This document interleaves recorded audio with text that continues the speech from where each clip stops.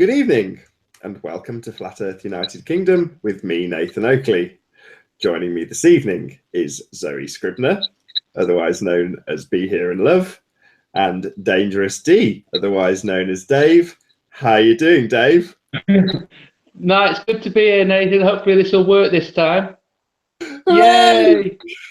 Yes, it has indeed worked. Praise the Lord. Thank God for that. So I may as well give the audience a feeling because the other two broadcasts have now been deleted, so I'll explain to them what's happened. So we've tried, this is the third attempt to actually get a conversation with Dave, and for the last two broadcasts it looked like he was waving away and not saying anything, but he was indeed talking. So we finally got Dave. So I'll give David a bit of an introduction. So David got in touch with me and said, "Hi, my name's Dangerous D. I'm called that because I'm anything but. I'd love to have a conversation with you." So I thought, it's just a sweet flat earther with a few questions. I'll chat away. And I had a bit of a chat with him. And by virtue of timing, Zoe and Patricia and I were all chatting. So I just invited him on the conversation. So he suddenly lumped in with, three flat earth YouTubers having a conversation about his life and his history, which turned out to be truly fascinating. So hopefully I've given you enough lead in for you to tell us, first and foremost, how did you find out that the Earth is flat? Right. Well, as you know, I've told you, I write a journal, and I've been doing that for about 20 years, and I write stuff down every day. And it got to about the summer of 2014, and I started looking into just looking around with these World War II binoculars. And I started thinking that things weren't as we were told. And I live in an estuary. I live in St Anne's, and you can see over to where actually Dorje Daka lives. He lives opposite me, and I'm very good friends with him. And I thought, well, that's 10 miles away. Where is that? 60... So just for the people who are watching in maybe in America, if you can give them a bit more geographical detail. Oh, right. It's northwest England, near Blackpool Tower. It's like the Eiffel Tower. If you look up Blackpool Tower, you'll see it looks like the Eiffel Tower. And it's on the coastline of northwest England, which is overlooking Ireland. And with my binoculars, you could see the coastline of where Dorje Daka lives, which is Southport, and that's 10 miles away. And there was no curvature. So then I investigated further. And there's an oil rig, which is 50 miles off the coast. 50 miles. So then I thought, well, that's 1,667 feet of curvature. And you can see the whole blooming thing. So I was like, there's just no curvature. But the thing that was fascinating when you told me that was that you came to that of your own volition. You hadn't watched a video and then gone out and confirmed it. No, that was when I actually decided that things weren't right. That was November 2014. That's when I didn't actually, I just said, I think the Earth is flat. But it wasn't until April of 2015 when I'd watched my first, I actually bought the book, 200 Proofs by Eric Debay. And then I read that, and then it was April 2015 when I actually said, I'm totally convinced that the Earth is flat. And then I've just been hooked ever since. But you did the experiment first, though.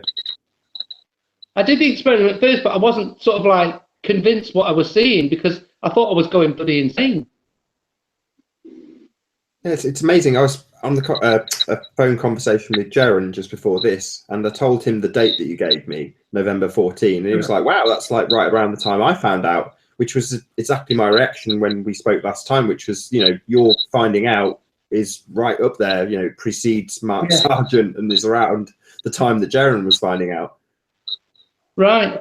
Well, I didn't realise that. But I just, like I said, when I wrote it down in November 2014, it was like I wasn't convinced it was flat. I was just thinking something's not right. Oh, and things like the moon being 238,900 miles away and the sun being 93 million miles away. I started thinking, well, that can't be right because through my binoculars, you can see all the craters of the moon. And it's a World War II binoculars, so they're nothing fantastic. And then I was thinking, I just was baffled by what I was finding. If that makes sense. So tell us about your history then, because as much as your flat Earth history is interesting because of the timing, your history is even more interesting. So tell us, you're retired, right? I'm retired, yeah, 46. So what have you retired from? Modelling and modelling, and I was a musician. I was a drummer in a rock band. So what rock band was it? Dirty Work, as in like a dirty work, as in dirty job. So, and I was with them for 12 years. I made quite a lot of money. That's cool. And you did a bit of modelling before that or after that? Oh well, yeah, modelling. I started when I was 16, and I did that till I was about 29. And I used to have really long hair, obviously, when I was in the band, and it got a bit crazy because it was like drugs got involved and bottles of Jack Daniels a day got involved. So, and it just got hectic, and I just as I got older, I thought you can't just sustain this kind of lifestyle. So proper. Sorry, Nathan. I said proper rock and roll lifestyle. Jack Daniels a day and sex, drugs, and rock and roll. Right on. It was. I mean, I spent 36,000 in 6 months on cocaine. That's probably not something you want to dedicate to air, but fair enough.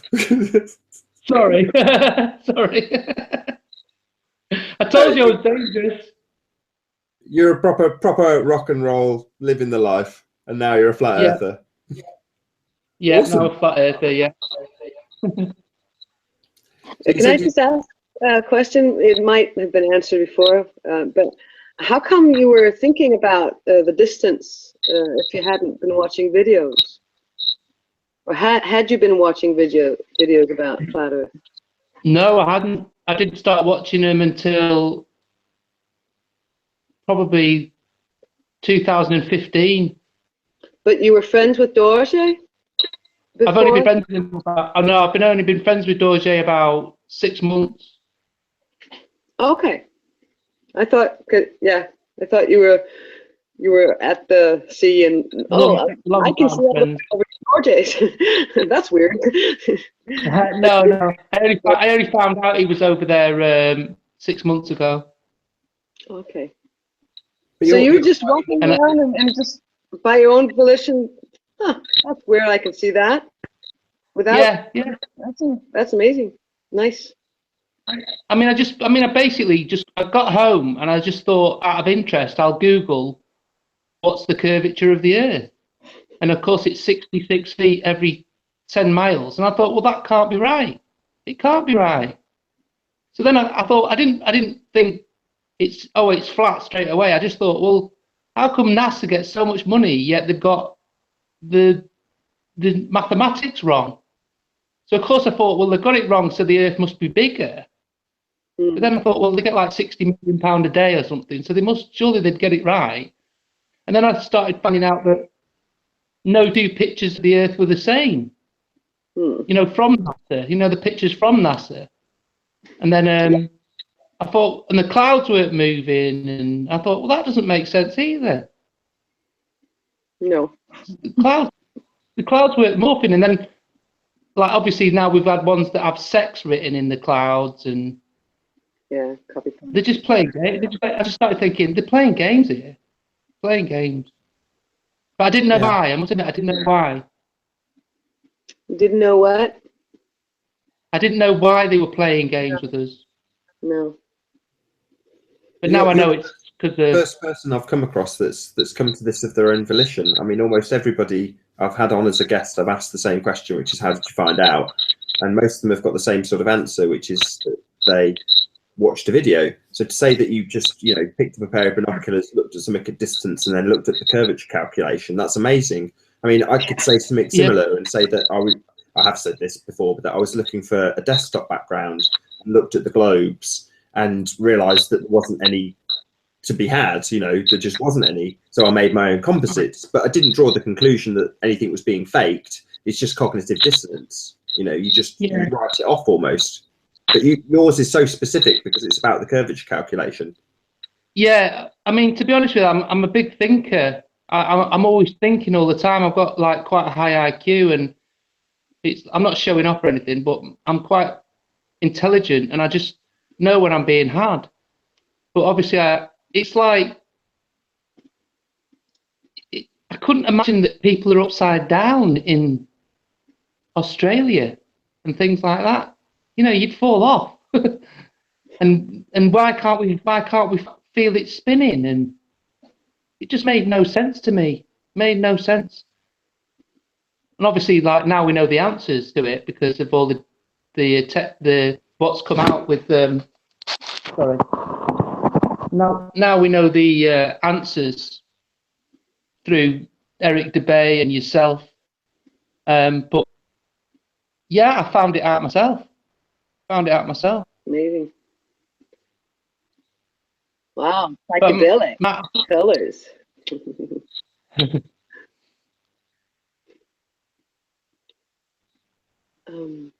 was I going to say?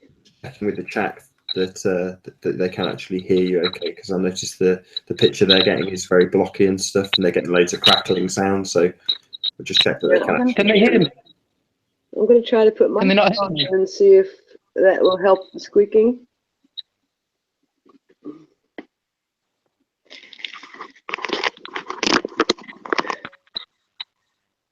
Is that better?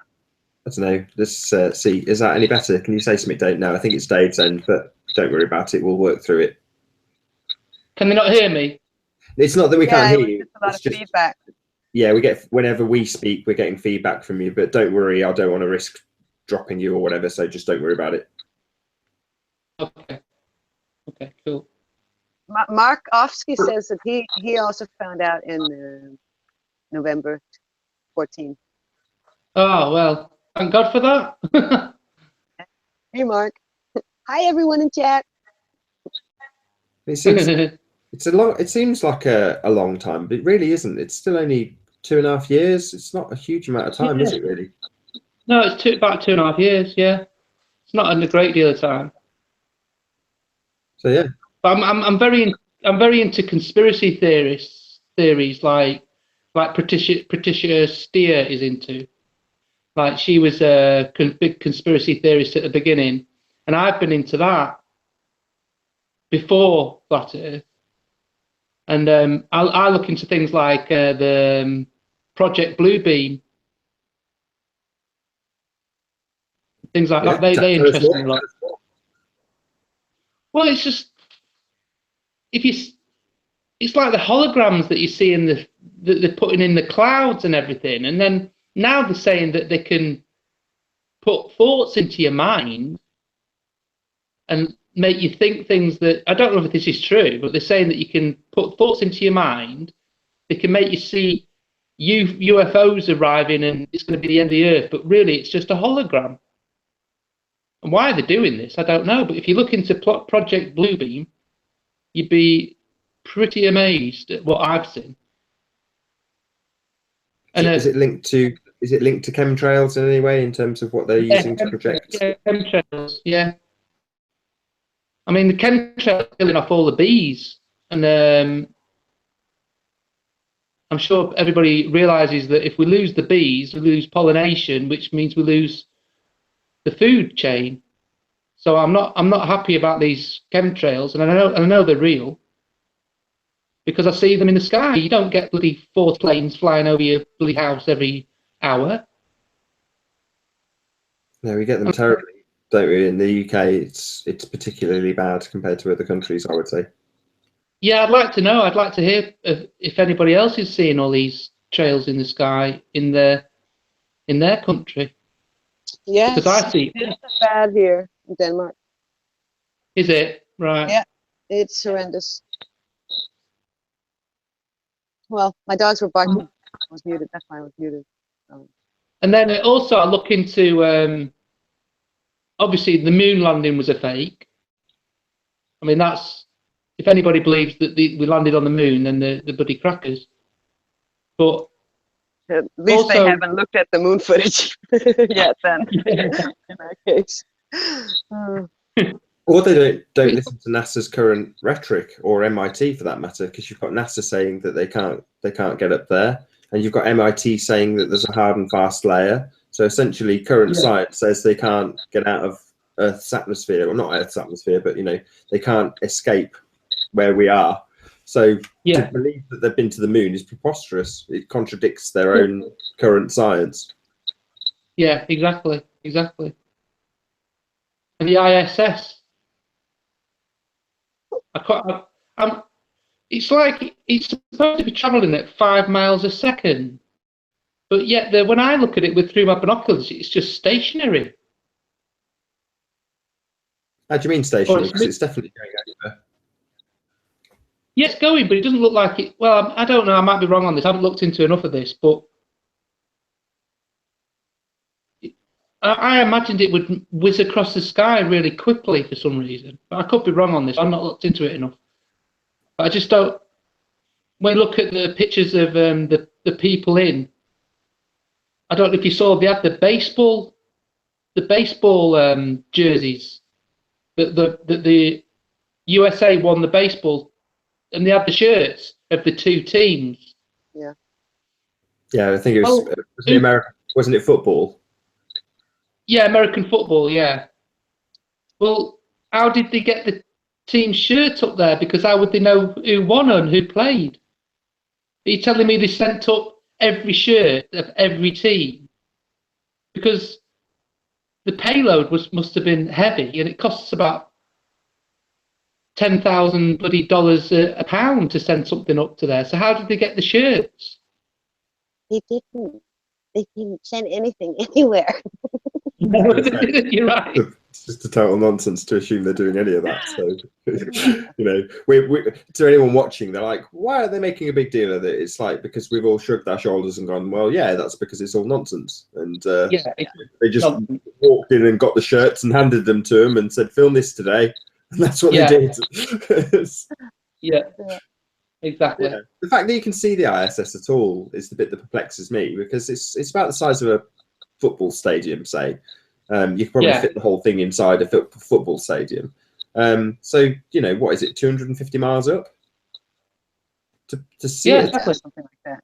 It's if you take it in scale, if you look at the globe in scale and put it above the globe, it's a tiny, tiny, tiny amount above the globe. So how is it even lit?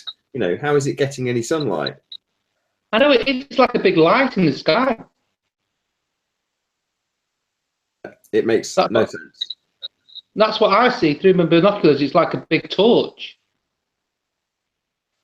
But you can't really make out the shape of it like you see in the pictures of it with the bits fanning out. You can't see that. It's just like a great big light, sort of just traveling across. I don't know. I've seen some footage of it, so I mean, I've not seen it personally, but certainly Chris D of Take Back Space, he's just started broadcasting again because he had a bit of time off. But Chris D has certainly caught footage of the ISS going over, and you can make out details on it. Yeah, but the thing that I'd like to put across, what if people don't think it's like important that the Earth's flat? But surely that means there's a creator and a God? Why'd you draw that conclusion? Because,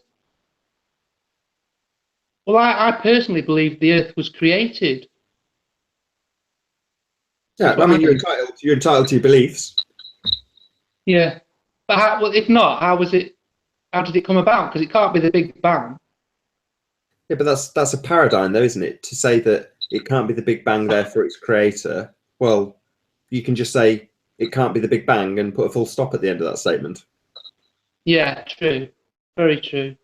Well, I still believe in God now, so. Yeah, I mean, that's everyone to each their own. If you want to believe in God, fine. Good for you. But it's when people say things like you must draw the conclusion that there's a creator because the Earth is flat. I don't like that. I take umbrage with that because I just think it's wrong. I'd see that as a logical fallacy. It doesn't make sense to draw that conclusion. I don't see the logic in saying because everything must have been created. Well, why must it have? We don't know is the answer. We will never know, as far as I'm concerned. So if we were ever going to draw the conclusions, if we were ever going to know, we would know by now. But yet it's still debated. Yeah. So to me, it's never ever going to be known. I mean, what do you think, Zoe? Well, I was just picking up on what Yorkshire Lass Tracy's saying. Intelligent design for sure, my truth. And yeah, intelligent design creator to me would be the same, because it's like it's science's way of saying God or creator. They say intelligent design instead. It's like we're not talking about God here. We're just saying it looks pretty intelligent. So yeah, it's a question that's puzzled humans forever and will forever. Yeah, we'll never know. We'll never know. There's it's one of those Mark Sargent clues, though, isn't it? They're hiding God. Yeah, they're hiding God. I mean, they have been trying. I just think that there's lots of paradigms in place, and part of the flat Earth one is to tie it to Christianity, and part of the globe is to tie it to Luciferianism. That's part of what they're doing with the Pizzagate stuff at the moment. It's just another pathway that's being set up so that when people investigate it in the future, what do you know? Yeah, they're all Luciferians. Yeah, they're all, sacrificing babies, whatever you want to tie them to. And ultimately speaking, that is there to be found. They hide enough Illuminati subliminal programming in the mainstream media. They want you to investigate it, and you'll find that it's the antithesis of the Christian belief you've been taught in school. All the people who rule you are, allegedly worshipping Satan. I just think it's the whole thing's a crock of shit. I just think it's all nonsense. But there we go. That's my view. You're entitled to it. I'm entitled to my beliefs. So Nathan, so you don't believe in Pizzagate, do you not? I mean, I've had Pizzagate overload in terms of information, and I've said a few times. Some days I'll think, I believe every word of it, and I think it's all true. And what they're hinting at is enough circumstantial evidence has been put in front of me to believe it. But below that, I know it to be true anyway. There is more compelling evidence than some of the stuff that's circumstantial in Pizzagate. So, Jaron has done the stuff on Hampstead, and he gets called a hoaxer for it, and yet he's presented fantastic evidence on it. And that, to me, is much more gripping and much more compelling evidence than anything the Pizzagate has presented thus far. But does it get loads of press? No, people are afraid to touch that particular case. The Hampstead case didn't get anywhere near enough coverage. Yeah. Today oh, sorry. Sorry, go on, Zoe. Go on, Zoe. Well, I don't usually click on Trump stuff, but today I clicked on a link where he's talking about stopping human trafficking and at high levels and all sorts of stuff. And yeah, so he's doing some good. If it's going to work, but at least there's. Are you a Trump fan? On it. What? Are you a Trump fan? No, I'm no Trump of any. I'm no fan of any president. They're just puppets. It's just all a delusion. So no. But stuff happens whenever any president is in office. I don't know. I just, I don't know what to think right now. I'm just no. Kind of mind blown over how many Trump fans there are. I find that funny. I find it interesting. And also, especially a lot of the people in the community and in the truth community. It sounds so silly. Yeah, Trump is a truther. Yeah, he was on Alex Jones. thought we all thought that Alex Jones was a, you know, a shill. So Yeah. I don't get it. You know, it just doesn't really. It does not compute. Yeah, it's cherry But picking. I don't. It's a show. they say Patricia Steers a paid shill, which is ridiculous. Everyone that says something wrong is a paid shill. I'll be a paid shill probably after this video. Yeah, I did one video where I proposed that we were all shills, but none of us get paid. So it was because of a show that was done with Deep Inside the Rabbit Hole, and he had a whole panel. They were all. It was a comedy panel, so it was a comedy show, but they were all fighting for the globe, and you know you could argue they're all shilling for NASA, but not one of them are getting a paycheck from NASA. So you know, at some stage we've all said, "Oh yeah, of course they're planets, of course they're terra firma that we can fly to." And it's not true, but we're not shills, you know, but we're all shilling. Exactly. Yeah, I mean, the world is run by useful idiots. Have you It's heard of the a only way. channel? Have you heard of a channel called ME3000?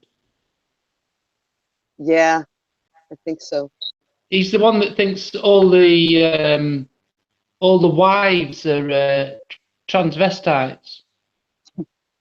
Yeah, he's probably been listening to Jungle Surf a little too much.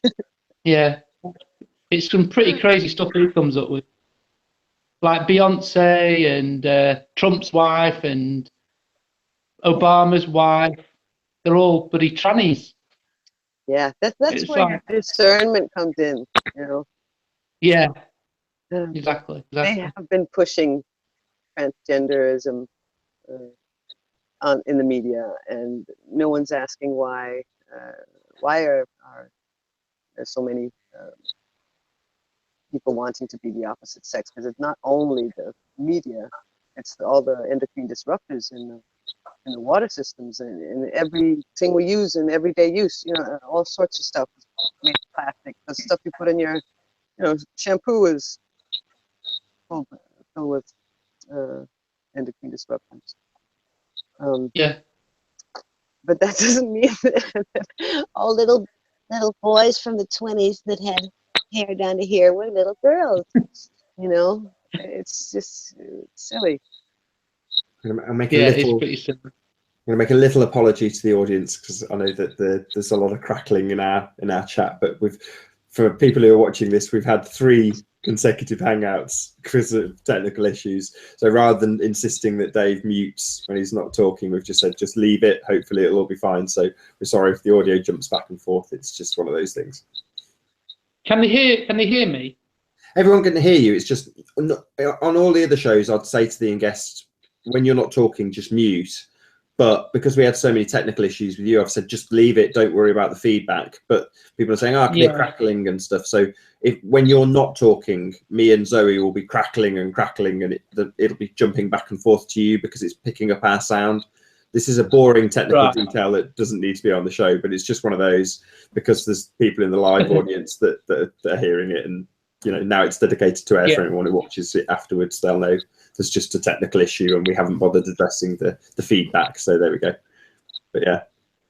No problem. Which has, of course, completely destroyed the train of the conversation. We were talking about transsexual, having a wonderful conversation. I think even Robin Poe hinted at some the transgender agenda, I should say, in a video today. Silence. Well, I mean, it is a dream. I mean, come on. Woman of the Year, Caitlyn Brenner? I don't think so. You know, that's just taking it over the cliff again. And Beyonce and twins. Did you just say that Caitlyn Jenner was Woman of the Year? Brenner. Yes, she was. Yeah. That's My how God, crazy. I'm so glad I don't watch TV. You've poisoned me with that information. I'm glad I don't watch TV. That's outrageous. Right. That's outrageous. Well, I watch it on TV. I watch it on YouTube. She's not a woman. How can she be Woman of the Year? No. Oh, yeah, turn off your TVs. I've been poisoned by this information now. I didn't need to know that. But had I've not been poisoned by Zoe in Dangerous D, I wouldn't know that abomination. I wouldn't know that information, and I'd be happier for it. Oh. Well, I must admit, if you look closely at videos of Obama's wife, there are some pretty strange sort of things that are shown on the video, but whether they're photoshopped or what, but she has got quite manly features, you must admit that. What's she called? Maybe. Some women are just big, you know, but the dancing part, it does really look like, but again, we don't know if it's messed with. But yeah, that is very weird. But other than that, I don't really necessarily just accept that just because a woman is large and she doesn't have an hourglass figure and she has broad shoulders, or she has a hand that has a longer ring finger. Am I a man? No, I'm not a man. No. Come on, people. You know, there are all sorts of women, you know, and just because you're skinny like Twiggy, that was an anorexic woman, doesn't make her a man. You know, no, it's just very true, though. Yeah, it's just too much. So discernment. This is something you can speak to, though, Dave. So you worked in the modelling industry, and was it similar then to what was it in the 80s? I was a model from 86 to 99. 1999, 2000. I was a model. And what in terms of gender identity, did you find it very different, or was some of the themes? To be honest with you, the women were very tall and attractive, and the men were mostly gay, to be honest. I was like, when I did a catwalk model at my very first cat model morgue, there was about 25 men and 24 of them were gay. They're all very nice people, and I've got nothing against gay people. I made good friends with them, but a lot of male models are homosexual.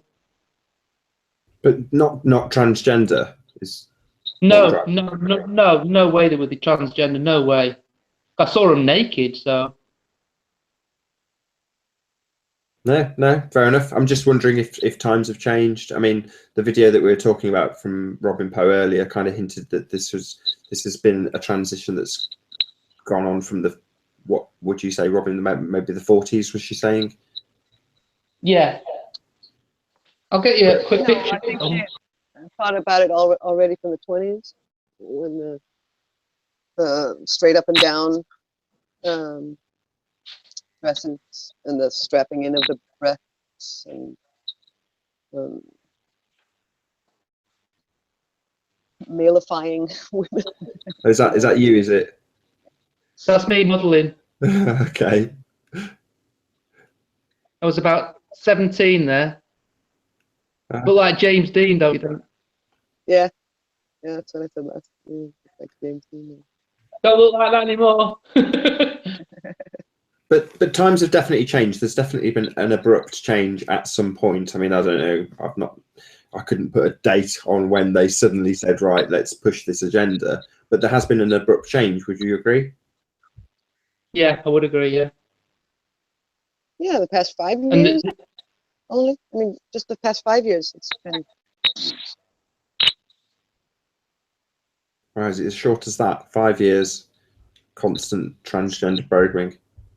Yeah. Probably, I mean, maybe longer, more subtle, but especially the past 3 to 5 years, it's been intense. You want to look up that. I was just going to say, it all boils down to the same things, you know, the destruction of the family values and. Yeah, see, I can't believe that a god or creator wouldn't like a gay couple, because I know them and they're really nice and they're in love and everything, and that's one thing I don't agree with in the Bible, that God would like. Totally don't agree with that. Say God is personal. My personal God would would find gay people perfectly fine as long as they're in love and nice people. Yeah, this is something for Flat Earth that is quite dear to me. I see things being more internalized, and you're saying, or you're attributing that to a God and saying if God sees it that way. But I would just say, well, if you're fine with gay people, then you're fine with gay people. It's just as simple as that. Yeah, exactly. Yeah, but it says in the Bible that it's a bad thing, doesn't it? But so what? What's that to you? Nothing. I don't. Like I said, I don't agree with that at all. I don't agree with that part. Yeah, and you don't have to, fortunately. Yeah. So yeah. I mean, I'm sure you've got some gay friends, haven't you, Zoe? Hmm. Or Nathan, haven't you not? I don't know, actually. Do I know any gay people at the moment? I've had gay friends. So I don't think I know anybody gay at the moment. I don't really know if I know any gay people at the moment. I might know some. I'm 0 for 0 gay friends at the moment.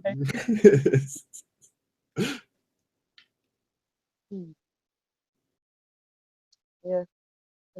So yes, we may draw the show to a fairly short conclusion on account of the fact that I have got a meeting tomorrow. So we're going to be meeting at the Leicester. May as well give it a proper plug.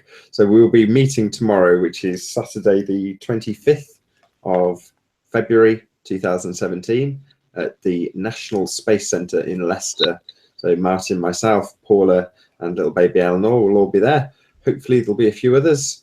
And I've heard some hints from some globalist believers, deluded people, I like to call them, who are also going to be in attendance. Hopefully we'll get to shake hands with them too, and we'll have a bit of fun looking at some rockets and various other British paraphernalia. I'm trying not to be too derogatory in my terminology. So there we go. Yeah, join us there. That'll be tomorrow. We're meeting up at about 1 p.m. So yeah, just after lunch at the National Space Centre in Leicester. So hopefully you'll all join us there. Maybe not off the back of this late promo, but hopefully a few of you have seen the adverts leading up to this show, and we'll actually see us there. Yeah, so I'm sorry to the audience that we're going to draw this a little bit short. We started about an hour late, as I said a couple of times in this hangout. This is the third attempt, and despite a bit of feedback, we've actually got a bit of information out of Dangerous D. So thank you very much, Dangerous, for sticking with us and thank you working through the problems. And I hope you enjoyed it. It's good. And also, thank you very much, Zoe. It's been a pleasure as always. Thank you for having me. And to all of you who have joined us in the live chat, thank you very much indeed for being here, and also for sticking through us through all the technical difficulties and multiple hangouts on this occasion. I've been Nathan Oakley. I'll hopefully see you all in Leicester tomorrow. Bye for now.